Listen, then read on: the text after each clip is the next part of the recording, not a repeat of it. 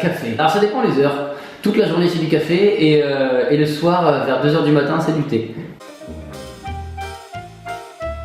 Ah, croissant. Combien de biscottes ça croustille quand même? Ou bien, je veux dire, croissant croustillant.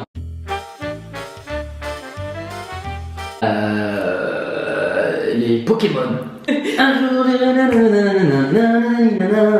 Pokémon.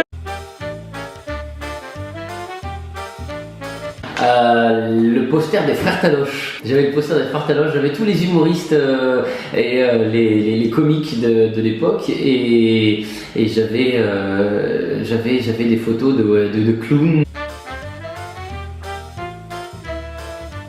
Ouais, il y en a plein. Il y en a plein. Je pense que il y a celle des bronzés, hein, si on m'a attendu ça peut marcher.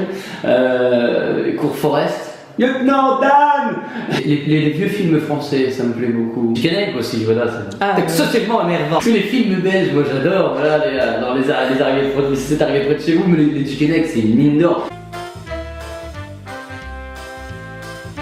Sur le plan intellectuel, je pense que je pourrais parler de Jacques Brel, qui avait une façon de parler très poétique et très terre à terre de ce qui se passait dans le monde, et Victor Hugo qui était très visionnaire dans ce qu'il disait.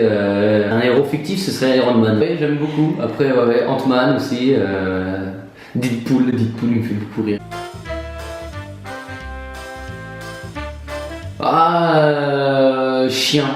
Chien pour les balades en forêt, pour aller courir avec et tout ça.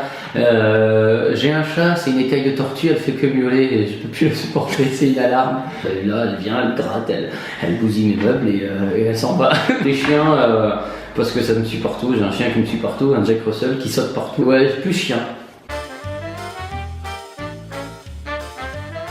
Oh. Flûte de Pan parce que triangle pendant 2 heures ça va être long. Flûte de Pan, la braderie de Lille. Saltimbanque même.